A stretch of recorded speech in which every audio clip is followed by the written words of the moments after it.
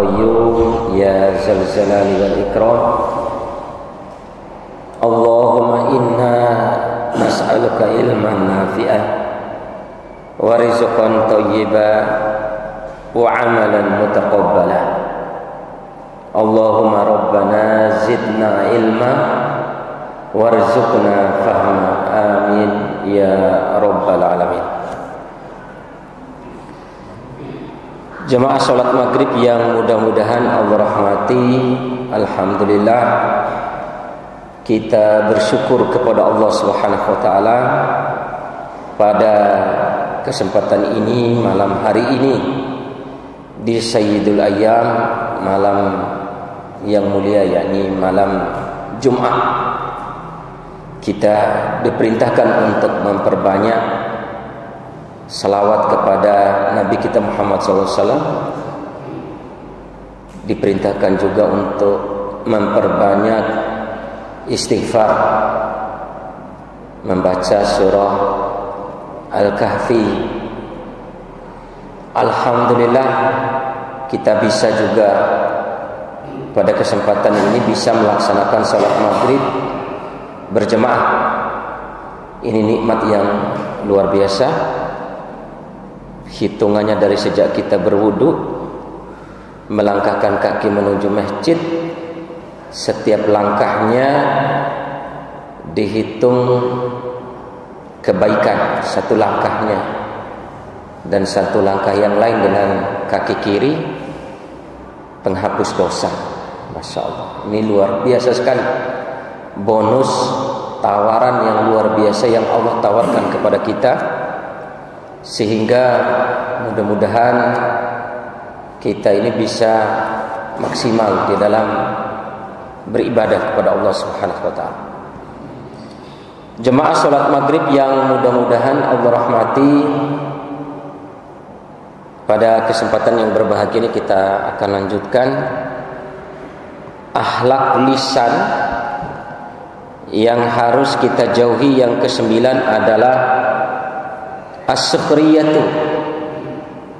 As-sukhriyah bermakna mengolok-olok, mengejek-ejek, mengejek, mengolok-olok, atau dalam bahasa yang sekarang trennya adalah membuli, ya, membuli. Bahasa bojonya empak kebancaan. Beliau membuka, Muhammad Al-Hani membukanya dengan firman Allah Subhanahu wa taala, la yaskhar qaumun min qaumin asa ay yakunu khairan minhum. Janganlah sekelompok orang atau seseorang dari kalian mengolok orang lain atau mengolok kelompok yang lain. Asa ay yakunu khairan minhum. Bisa jadi orang yang diolok-olok itu lebih baik daripada orang yang mengolok-olok. Itu bisa jadi lebih baik. Jemaah sekalian yang mudah-mudahan Allah rahmati, ini perlu kita jaga lisan kita supaya jangan sampai membiasakan diri untuk mengolok-olok. Was-sukhriyatu takunu bil muhakati fil fi'li wal qaul. Mengolok-olok ini bisa berupa pergerakan, perbuatan dan perkataan. Ya, bisa perbuatan dan perkataan. Qad takunu bil isyarah, dan kadang juga dengan isyarat. Wal ima, ya, isyarat sama dengan al ima, ya, dengan tujuan untuk dalam rangka untuk mengolok-olok, meskipun hanya sifatnya main-main, meskipun hanya sifatnya pergerakan. Ini dijaga oleh kita sebagaimana yang ada di dalam kitab Minhajul Hayani yang dikarang oleh Muhammad Wa'il Al-Halwani. Wallahi, di dalam sabda yang lain, fa maka pantas kalau Rasul sallallahu alaihi wasallam bersabda, wallahi ma uhibbu inni hakaitu insan wa inna li kada wa kada. Demi Allah, kata Rasul sallallahu alaihi wasallam, ma uhibbu inni hakaitu, saya benar-benar tidak suka untuk menggerak-gerakkan anggota badan saya dalam rangka untuk mengolok-olok orang lain. Wa inna li kada wa kada, meskipun saya ini memiliki ini dan itu. Meskipun Rasul sallallahu alaihi wasallam ini manusia yang masya Allah, yang dijamin surga, dihapus dosanya, menjadi imam para nabi dan rasul di surga. Itu masya Allah, jangan sampai dia setinggi itu, semulia itu derajatnya, setinggi itu jaminan yang diberikan oleh Rasul, yang diberikan oleh Allah Subhanahu wa taala, bahkan kekasihnya Allah, ya, bersumpah di kaulnya, di sabdanya, dan dia tidak suka untuk mengolok-olok orang lain, ya, mengolok-olok umatnya. Pernah dalam sebuah riwayat ada seorang sahabat, saya lupa namanya, masya Allah.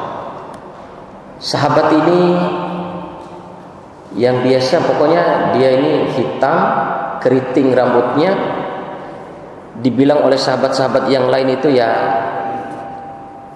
tidak terkenal, bahkan sampai bahasa sahabat-sahabat seperti itu. Tapi ketika dalam suatu waktu Rasul Shallallahu Alaihi Wasallam tidak melihat sahabat ini, ternyata dia sudah meninggal. Perempuan ya, Sahabiyah ini namanya, Sahabiyah. Ternyata dia sudah meninggal. Tahukah kalian betapa ruginya dan betapa sedihnya aku ketika tidak melihat dia ini? Karena masya Allah, hanya satu perbuatan yang dia lakukan di majelisnya Rasul Sallallahu Alaihi Wasallam di Masjid Nabawi itu, dia biasa menyapu masjid itu, membersihkan tempat di mana Nabi SAW biasa untuk mengisi taklim. Bisa jadi orang yang diolok-olok itu lebih baik daripada orang yang mengolok-olok. Jemaah sekalian yang mudah-mudahan Allah rahmati, wal muhakatu bihudurihi sukhriyatun wa bighaibihi ghibatun. Yang diejek-ejek itu dengan, atau yang diolok-olok dengan menggunakan pergerakan, perkataan dan perbuatan, kalau di hadapan dia itu sukhriyah, artinya di hadapan orangnya langsung itu namanya mengolok-olok. Tapi kalau di belakang dia tidak ada dia, maka itu namanya ghibatun, ghibah. Wa haitsu inna syamata ta'ata sukhriyah fala tudiru syamata li akhika. Maka janganlah sekali-kali kalian mengejek-ngejek orang lain. Maka nasihat Muhammad Al-Halwani dalam kehidupan kalian ini, jangan sampai kalian menampakkan pengolok-olokan itu kepada saudaramu. Ini nasihat terakhir daripada Muhammad Wa'il Al-Halwani kaitan dengan as-sukhriyah, yakni mengolok-olok.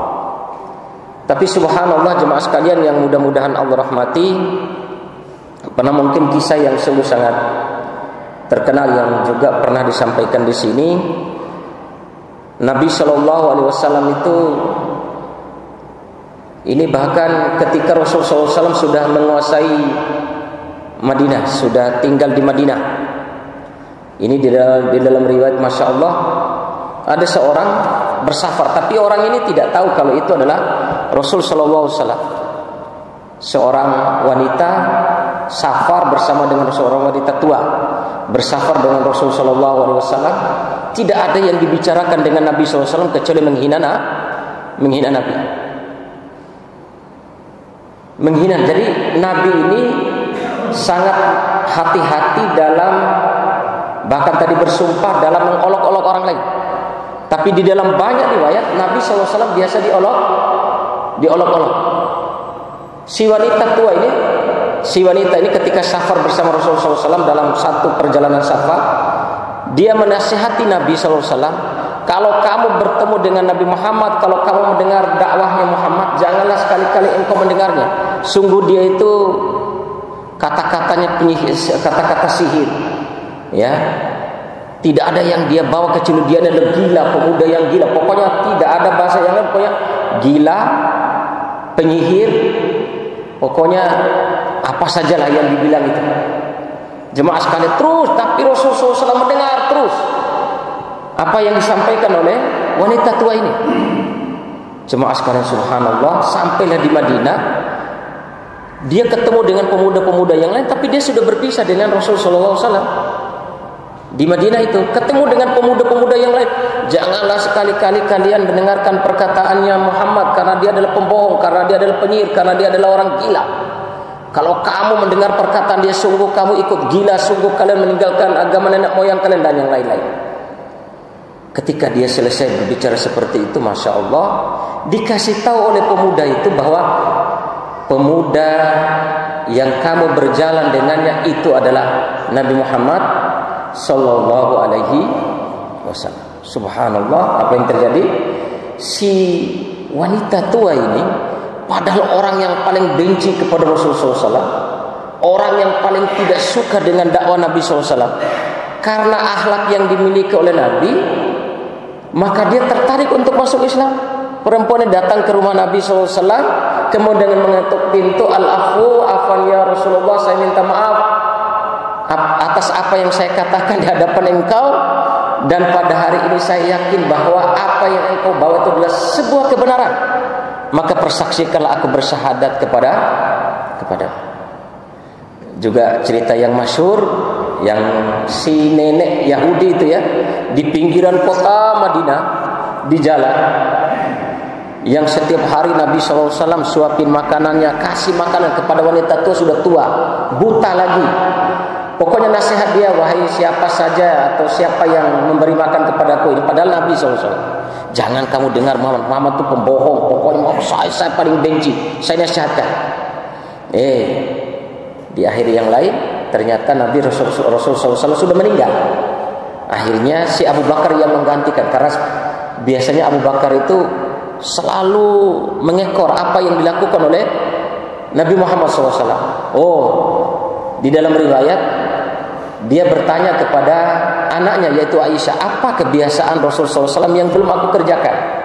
Maka dikatakan oleh Bunda Aisyah, biasanya Nabi SAW dalam waktu tertentu keluar, kemudian membawa makanan, kemudian memberikan makanan kepada wanita yang Yahudi yang di pinggir itu, yang di pinggir jalan itu. Itu yang belum saya kerjakan. Akhirnya diikuti oleh Abu Bakar, kemudian dia suapin makan. Kemudian si nenek berkata, kok beda rasanya? Ini kok tangan yang biasa suapin saya makan kok beda dengan tangan yang sekarang. Ini kok rasanya aneh. Sungguh kamu ini siapa? Kok seadanya? Nah, pokoknya ketika Abu Bakar menyampaikan itu, menyuapi makan, tetap dia nasihatin, jangan ikuti Muhammad, jangan ini gitu ya. Tapi dia merasakan ada perbedaan tangan yang menyuapi makanan ini dengan tangan yang Abu Bakar ini. Ketahuilah wahai nenek, kata si Abu Bakar, ketahuilah, sungguh orang yang engkau bilang jangan terima dakwah dan yang sudah meninggal, dan dialah yang biasa menyiapkan makanan ke mulutmu. Subhanallah. Akhirnya wanita Yahudi ini subhanallah masuk Islam. Di dalam sejarah misalnya Syekh Al-Arifi, Dr. Al-Arifi itu di dalam reel singkatnya dia membahas annal yahud su'ubah lidukhulil Islam. Orang Yahudi ini sangat susah masuk Islam. Di dalam sejarah ketika Rasulullah SAW berdakwah, dari sejak Nabi SAW diutus sampai Nabi SAW meninggal, hitungannya Syekh Al-Arifi, Dr. Al-Arifi ini hanya sekitar 10 atau 11 orang Yahudi saja yang masuk Islam. Kenapa? Kuatnya pembangkakan Yahudi untuk masuk Islam. Sombong gitu loh, merasa diri di atas kebenaran. Tapi kalau dilihat dari kalau dari Nasara, Najasyi beserta beberapa banyak pengikutnya, pendetanya masuk Islam. Utusan negeri Najran, orang-orang Najran, orang-orang Nasrani juga sekali sekelompok itu masuk Islam. Ya, karena orang Nasrani ini ahlul kitab tapi tidak berdasarkan petunjuk ibadah, tapi tidak berdasarkan petunjuk dolalah. Tapi ketika mereka mengkaji betul kitabnya itu, maka mereka akan mudah untuk masuk Islam. Beda dengan Yahudi, ya, sangat beda dengan Yahudi. Jemaah sekalian yang mudah-mudahan Allah rahmati, ini kaitannya dengan as-sukhriya. Kadang mengejek-ngejek, mengolok-olok ini sesuatu yang menyakitkan hati. Tapi kalau dilihat dari apa yang dilakukan oleh Rasulullah SAW dengan hal seperti itu, dengan kesabarannya malah membuat orang masuk Islam. Kemudian al-mannu, yakni yang ke-10 akhlak lisan yang harus kita jaga, yakni al-mannu, yakni mengungkit-ungkit pemberian kita kepada orang lain. Ini termasuk dosa lisan yang harus kita jaga. Karena kadang jemaah sekalian yang mudah-mudahan Allah rahmati, di saat baik-baikan kita tidak saling mengingatkan apa yang telah kita berikan. Tapi di saat sudah tidak baik-baikan, tidak bagus-bagusnya, disitulah keluar seluruh kebaikan yang telah kita berikan kepada orang lain. Ini masya Allah. Maka di sini al-mannu, di antara akhlak lisan yang harus kita jaga adalah al-mannu, yaitu mengungkit-ungkit pemberian ya, kepada orang lain. Minas salasatil ladina, di antara 3 golongan orang yang dimana Allah Subhanahu wa taala sebagaimana yang disabdakan oleh Rasul sallallahu alaihi wasallam, la yukallimuhumullahu yaumal qiyamah. 3 golongan atau 3 kriteria orang di mana di hari kiamat nanti Allah tidak berbicara dengan mereka, 3 orang ini. Wala yanzuru ilaihim, dan Allah tidak melihat mereka. Wala yuzakkihim, dan Allah tidak mensucikan mereka. Walahum adzabun alim, dan bagi mereka adab yang keras, adab yang pedih. Man huwa, yani al-mannan, yani orang yang suka mengungkit-ungkit pemberiannya kepada orang lain. Masya Allah, hadis Nabi SAW mengatakan tidak diajak bicara, tidak dilihat oleh Allah, kemudian tidak disucikannya nanti pada hari kiamat, dan bagi mereka adalah adab yang sungguh sangat pedih, yakni al-manan, orang yang suka-suka mengungkit pemberiannya kepada orang lain. Ya, mulai dengar hadis, kita mulai menjaga diri, ingat, dan mulai kita praktekkan supaya menahan lisan kita untuk tidak mengungkit-ungkit pemberian kita kepada orang lain. Ya ayyuhalladzina amanu, Allah Subhanahu wa taala berfirman, bismillahirrahmanirrahim, ya ayyuhalladzina amanu la tubtilu shadaqatikum bil manni wal adha. Wahai orang-orang yang beriman, jangan sekali-kali kalian rusakkan sedekah kalian, infak kalian dengan mengungkit-ungkit pemberian itu kepada orang lain, wal adha. Dan yang kedua, dan jangan merusak sedekah itu dengan mengeluarkan kata-kata yang menyakitkan orang yang menerima apa yang kita beri itu. Ya. Jangan sampai, ya, kadang kita ngasih tapi diiringi dengan kata-kata yang menyakitkan. Mairahon cencauke dan yang lain. Kasih tapi kok bahasanya itu menyakitkan orang yang menerimanya. Ini akan menghilangkan nilai sedekah dan zakat kita, sedekah dan infak kita kepada orang tersebut, atau dikatakan tidak ada nilai pahalanya, rusak. Walau kuntum muda'ibin, meskipun kalian itu dalam hal mengungkit-ungkit pemberian itu hanya sifatnya main-main, muda'ibin, meskipun sifatnya main-main, jangan sekali-kali, ya. Meskipun hanya sifatnya permainan saja, senda gurau saja, tetap ini ditafsirkan oleh Muhammad Walid Al-Albani akan merusak nilai sedekah dan infak kita kepada orang lain. Qalu ya Rasulullah innaka tud'ibuna. Ya Rasulullah, sesungguhnya engkau juga bersenda gurau. Sungguh engkau juga bersenda gurau ya Rasulullah. Qala, maka dijawab oleh Rasulullah SAW, iya saya juga bersenda gurau. Inilah aqulu illa haqqan, tetapi tidak ada yang saya katakan kecuali semuanya adalah kebenaran, kecuali adalah kebenaran. Ya, dia bergurau, tapi yang keluar itu adalah nasihat, kata-kata yang baik. Ini al-mannu. Bahkan di dalam buku Sahih At-Targhib At-Tarhib yang disahihkan oleh Nasiruddin Albani, Rasul sallallahu alaihi wasallam bersabda, sungguh orang yang mengungkit-ungkit pemberiannya kepada orang lain seperti orang yang menjilat lidahnya sendiri. Ya. Na'udzubillah, tsumma na'udzubillahi min dzalik. Kemudian yang 11, di antara perkara dosa lisan yang harus atau akhlak lisan yang harus, akhlak mulut ini, lidah ini yang harus kita jaga. Al-madhu, yakni suka memuja dan memuji. Suka memuja dan memuji. Rasul sallallahu alaihi wasallam bersabda, iyyakum wattamadduh. Iyyakum wattamadduh. Janganlah sekali-kali kalian saling memuja dan memuji. Fa innahu adzabah.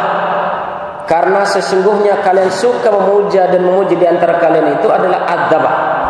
Nabi SAW ibaratkan adzabah, memuja dan memuji itu adalah menyembelih. Artinya menyembelih amal, akan menyembelih, akan merontokkan, akan memutuskan amal, akan memutuskan amal soleh yang diperbuat oleh orang lain, dan orang lain yang memuji itu akan menghapuskan amal kita. Na'udzubillah, tsumma na'udzubillahi min dzalik. Sebagaimana yang saya kisahkan kemarin, Abdullah ibnu Mubarak, ulama tabi'in, ketemu masya Allah ini kaya, suka berinfak, kemudian mujahidin.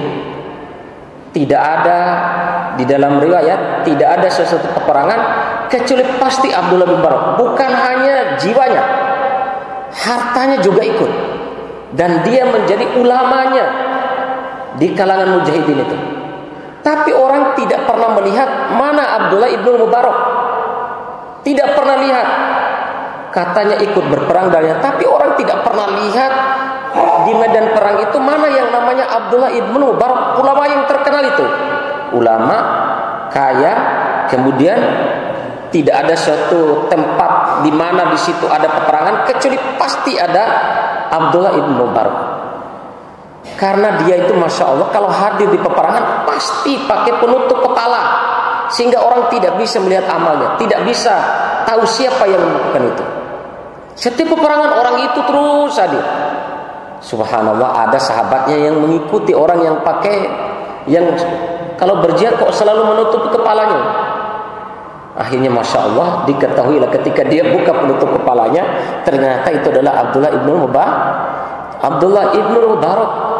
Apa kata-kata? Masya Allah, masya Allah. Ternyata ente tuh, ternyata antum ya syekh. Jadi diam. Wallahi demi Allah, janganlah wallahi lan tuqissar ma iltaqaitani bih. Janganlah sekali-kali engkau menceritakan apa yang terjadi antara diriku dengan engkau pada hari ini. Wallahi demi Allah, jangan sekali-kali. Maka disitulah mulai terkenal bahwa Abdullah Mubarak itu sang pejuang. Orang baru tahu ternyata ulama yang luar biasa itu adalah seorang mujahid. Subhanallah, ini luar biasa sekali. Muhammad Ibnul Munkadir, ulama terkenal yang saya ceritakan kemarin. Ibnul Munkadir, ulama ini luar biasa, hafal Al-Qur'annya luar biasa, majelis ta'limnya luar biasa. Tabi'in, ketika dia sholat, karena di Madinah itu musim paceklik yang luar biasa, artinya tidak turun-turun hujan. Sahabat, kemudian ulama-ulama senior, tabi'in senior di Madinah, di lapangan luas itu ikut semua sholat istisqa. 3 hari nggak turun-turun hujan, padahal sahabat-sahabat yang luar biasa ikut sholat di situ. Dan para tabi'in, senior tabi'in sholat, tapi belum juga turun hujan. 3 hari. Subhanallah, datanglah seorang pemuda masuk Masjid Nabawi, habis sholat isya, dia sholat sunnah 2 rakaat, kemudian dia berdoa. Muhammad bin Al-Munkadir ini mendengar doanya itu. Ya Allah, sungguh para sahabat, para imam-imam tabi'in ini Sudah 3 hari mereka berdoa dengan melaksanakan sholat istisqa supaya turunnya hujan. Maka pada kesempatan ini, ya Allah, saya mohon kepadamu, kasihanilah mereka, kasihanilah penduduk Madinah, terimalah doa-doa para sahabat, terimalah doa-doa para ulama-ulama, agar kiranya engkau mengijabahi doa mereka supaya turunnya hujan. Subhanallah, apa yang terjadi? Langsung hujan turun. Kaget Muhammad bin Al-Munkadir. Tapi diikuti oleh Muhammad bin Al-Munkadir. Ternyata dia ini sangat mengenal Muhammad bin Al-Munkadir, ulama terkenal. Dia tawadhu kepada ulama ini, kepada Muhammad bin Al-Munkadir. Tapi ketika ditegur oleh Muhammad, ternyata kamu toh orang yang berdoa yang langsung diijabi oleh Allah, yang ketika kami berdoa dengan salat istisqa tidak langsung turun hujan itu, tapi ketika engkau berdoa dan saya dengar doa engkau, Allah langsung menurunkan hujan pada malam itu. Siapakah gerangan? Subhanallah, astaghfirullahaladzim. Tapi dia tidak mau kasih tahu siapa namanya. Ternyata dia kos-kosan di situ hanya untuk ini loh, hanya untuk menjahit sepatu. Jadi kos-kosan pemuda pendatang yang masuk Madinah. Keesokan harinya dicari tahu mana pemuda itu. Kemudian ditanya oleh Muhammad bin Qadir, ternyata orangnya sudah pergi menjauh, sudah pergi, sudah pulang. Karena tidak pingin dia ini terkenal, tidak pingin kalau dikembombo betul. Naudzubillah, tsumma naudzubillah min dzalik. Kalau seperti ini semua, waduh, luar biasa kita. Kemudian jemaah sekalian, maka di sini dikatakan fa innahu adzabah, karena memuja dan memuji itu adalah akan menyembelih. Fala tutawwir khairukum bima yatma'u unuqah, maka janganlah sekali-kali kalian terlalu memuji orang lain yang dengan pujian kalian itu akan memutuskan lehernya,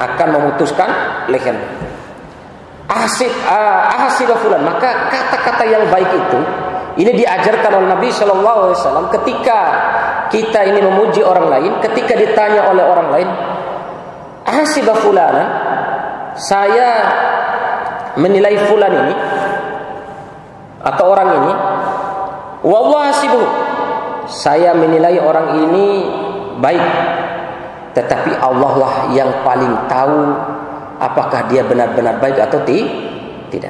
Pokoknya ahasiba fulanan wallahu hasibah, saya menilainya dia baik, tapi Allah lah yang paling tepat untuk menilai dia itu adalah seorang yang baik. Wala uzaki 'alallahi ahadan, tidak pantas bagi saya, kata Rasul sallallahu alaihi wasallam, untuk menilai seseorang dia itu adalah terbaik di hadapan Allah Subhanahu wa taala. Wa kaifa tafrahu bima wa kaifa tafrahu bi madhihi nas wa laysa madhuhu alladhi wahabaka ma mudihta bih. Bagaimana kamu bisa senang dengan pujian orang lain? Ini pertanyaan yang harus kita pikirkan. Bagaimana kamu ini atau kita ini bisa senang dengan pujian orang lain, sementara dengan pujian yang orang lain berikan kepada kita itu tidak bisa kita miliki, tidak bisa kita abadikan, ya. Tidak bisa bermanfaat untuk kita. Wa innama fadlullah, tetapi hendaklah kalian memuja dan memuji Allah Subhanahu wa taala dengan fadlullah, dengan keutamaan Allah Subhanahu wa taala. Pujilah Allah. Apa yang dimaksud dengan pujian Allah? Ini saya dapatkan penjelasan tafsir dari firman Allah, alhamdulillahirabbil alamin, segala puja dan puji milik Allah Rabbul Alamin, Rabb penguasa alam semesta. Ayat ini Syekh Al-Arifi memberikan penjelasan pentingnya memuja dan memuji Allah Subhanahu wa taala. Ini dijelaskan oleh Syekh Al-Arifi, ba'da an nu'addiya salatal fardiyah, ketika kita ini mampu salat qobliyah, kemudian salat fardu, kemudian mampu setelah itu salat ba'diyah, alhamdulillahirabbil alamin. Ketika kita mampu makan mulai dengan baca bismillah, diakhiri dengan doa, dimulai satu suapannya bismillah, habis suapannya habis menelan-menelannya, mengucapkan setiap suapan itu kemudian kita telan, setiap telanan itu kita mengucapkan alhamdulillah. Itu dijelaskan oleh oleh Syekh Al-Arifi, artinya ulama kontemporer sekarang. Ucapkanlah alhamdulillah, alhamdulilladzi ahyana ba'da ma amatana wa ilaihin nusyur. Alhamdulillah habis salat tahajud, alhamdulillah bisa salat surut, alhamdulillahirabbil alamin bisa salat dua dan yang lain. Seluruh kebaikan itulah cakupan daripada alhamdulillahirabbil alamin. Ya. Karena apa? Dilanjutkan oleh Syekh Al-Arifi Syekh Muhammad Ali Asyikiti, ini ada penjelasan Masya Allah luar biasa. Karena ketika kita ini ya, godaan itu setan itu banyak. Kenapa setan ini selalu menakut-nakuti kita dengan kefakiran, selalu menakut-nakuti kita dengan ini, kebimbangan, kebingungan, pokoknya ketidaktenangan dan yang lainnya.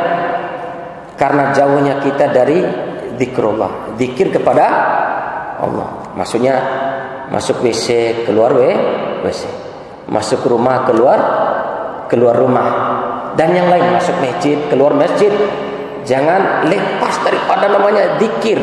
Ketika badan kita nih, lisan kita ini lepas daripada zikir kepada Allah, disitulah gangguan setan itu akan selalu menggoda kita. Jemaah sekalian, maka di sini fabidzalika falyafrahu, di dalam ayat Qul bifadlillah wa birahmatihi fabidzalika falyafrahu. Katakanlah dengan karunia Allah dan kasih sayang Allah hendaklah kalian berbahagia.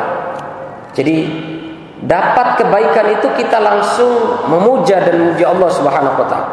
Wa ta'ammal hatainil ayatain, maka renungkanlah lebih mendalam dua ayat di bawah ini. Fala tuzakku anfusakum wa a'lamu bittaqwa. Janganlah sekali-kali kalian menganggap diri kalian suci, paling benar, paling di atas kebenaran, paling baik, paling banyak salatnya. Jangan. Huwa a'lamu bittaqwa. Dialah Allah yang paling mengetahui siapa di antara kalian yang paling bertakwa. Wallahu fadlullah alaikum wa rahmatuhu ma jaka minkum min ahadin abada. Kalaulah bukan karena karunia Allah dan kasih sayang Allah yang Allah berikan kepada kalian, ma jaka minkum min ahadin abada, tidak ada orang yang suci di antara kalian itu selama-lamanya. Jadi keutamaan yang Allah berikan kepada kita itu adalah ya bukan karena pujian manusia, tapi karena karena apa yang Allah berikan kepada kita. Jemaah sekalian yang mudah-mudahan Allah rahmati, teringat dalam sebuah kisah Masya Allah Umar ibn Khattab, ya, subhanallah, tidak ada luar biasa, orang terbaik kedua atau setelah Abu Bakar, setelah Rasulullah dan Abu Bakar. Ketika beliau meninggal, subhanallah, para sahabat itu meminta, ya Amirul Mukminin, tolong berikanlah nasihat wasiatmu kepada kami. Maka ditunjuk, dan siapa yang akan menggantikan engkau? Saya tunjuk yang akan memilih pemimpin atau khalifah setelah saya, atau Amirul Mukminin setelah saya adalah Utsman, Ali, Abdurrahman bin Auf, ya, kemudian Zubair bin Awam, Talha bin Ubaidillah, kemudian Sa'ad bin Abi Waqqas dan Sa'ad bin Abi Waqqas. Jemaah sekalian yang mudah-mudahan Allah rahmati, kemudian saya tidak memilih. Kan ada di dalam riwayat, bagaimana kalau kamu memilih anak kamu sendiri, padahal Abdullah bin Umar luar biasa ibadahnya dan taat kepada. Wallahi demi Allah, saya tidak akan mau menanggung dosa untuk saya karena saya memilih anak saya. Takut. Padahal kesempatan yang luar biasa kalau dia memilih anaknya untuk menjadi khalifah setelah itu. Tapi anaknya juga sadar, tidak wahai abi, demi Allah saya tidak akan menerima amanah ini daripada saya harus menanggung beban neraka di hadapan Allah Subhanahu wa taala. Terakhir subhanallah, Umar bin Khattab meninggal padahal dia sudah menguasai Afrika, sudah menguasai Romawi, Persia pada saat itu. Bahkan Cina masuk, bahkan Asia, Indonesia ini sudah masuk kekuasaan dia pada saat itu. Dia masih memiliki utang 68.000 dinar. Gila. Seorang penguasa dunia pada saat itu mati dalam keadaan masih memiliki utang, tidak memperkaya diri karena takut kepada Allah Subhanahu wa taala. Karena dia akan mati dan akan bertemu dengan Allah Subhanahu wa taala. Ya, seberapa sih duit yang dia kumpulkan, jabatan yang dia kumpulkan dunia, pada akhirnya dia harus berhadapan dengan Allah di kuburan dan di akhirat, kekal selama-lamanya. Naudzubillah. Tsumma naudzubillah min dzalik. Maka dia minta nasihat. Utang saya ini, mohon keluarga besar saya dari keluarga suku dia.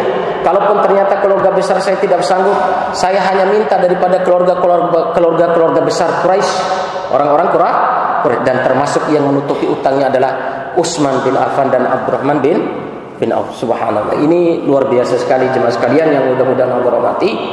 Kesombongan, jabatan dan tahta tidak membuat mereka sombong, tidak membuat mereka merasa diri bersuci, tidak merasa diri paling benar dan yang lainnya.